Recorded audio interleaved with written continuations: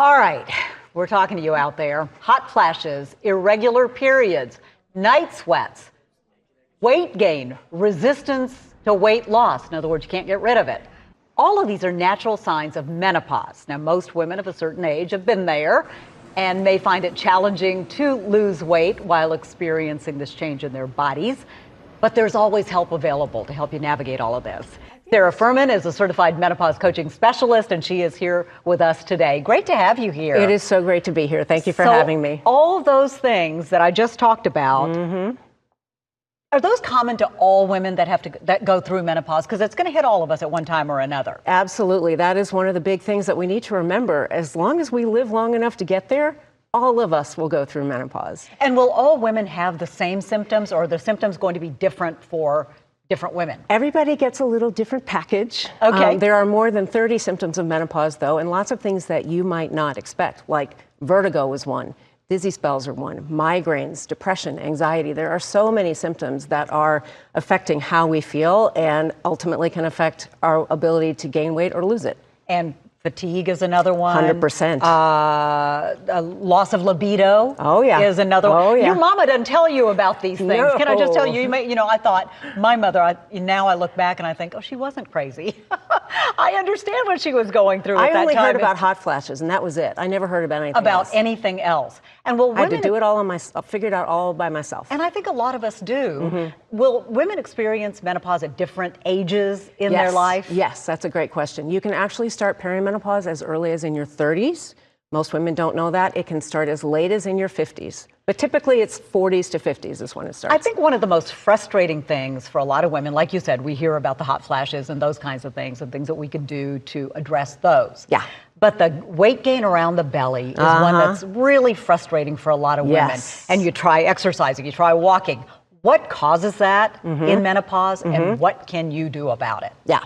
Well, I like to say that the belly gain the weight gain in the belly is actually like the outward expression of what's going on internally, which is that, bottom line, menopause has changed the game. We're not playing checkers anymore. We've moved over to playing chess. So that's why our old strategies that we thought worked ain't working anymore. We got to try something different. So would you like to hear? I can go into the whole thing if you want. All right.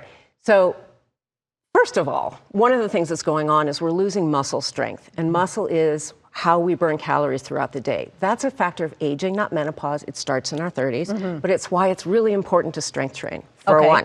All right. We are also often not moving around as much as we think we are. We are in the car all day. We have busy lives, and layer on top of that the fatigue that you mentioned, dizzy spells, joint pain is common in menopause, all the things, and you just might not feel like getting up off the couch and going for a walk, right?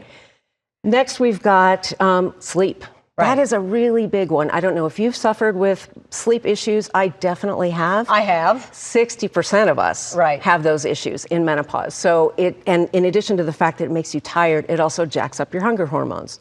So there's a lot going on in the background that just makes you kind of run for the kitchen or the candy jar without even realizing. Or the chocolate. Or the chocolate. Absolutely. Absolutely. That's my favorite. So let me ask you, because I know our time is short, are there certain things that we should be eating and certain things that we should not be eating? Okay, so you absolutely should be building your meals around protein and fiber. Those are, I call protein the craving killer. It's the most satiating of the macronutrients. And they will keep your blood sugar steady all day, keep you going, keep the cravings at bay, all those things. There is a lot of research that says that alcohol is not the best choice. That'll give you the belly. I know. Menopause or any other time, really. The other things you can do, though, you can strength train, like I said. That will really help. And we can get stronger into our 80s, so it is never too late to start. So all of these things are natural things that we can do. Some women choose to do hormone replacement therapy. Correct. I guess you have to discuss with your doctor what is best for you. You do. I will say it is a very individual choice. It works for some people. It doesn't work for others. Talk to your medical professional about it, but also keep in mind it's not going to fix everything. Right. And all of these other things that you can do will always help. So moving more throughout the day, getting your protein and fiber in, getting your strength training in, managing your sleep and your stress. Those two are huge. And I don't think enough women realize how much those can help with all these other pieces. Thank you so much for You are being so here. We welcome. could talk with you for hours about this subject, but we do have these tips available on our free Atlanta News First app and our website. Thank you again for the good information. You are so welcome.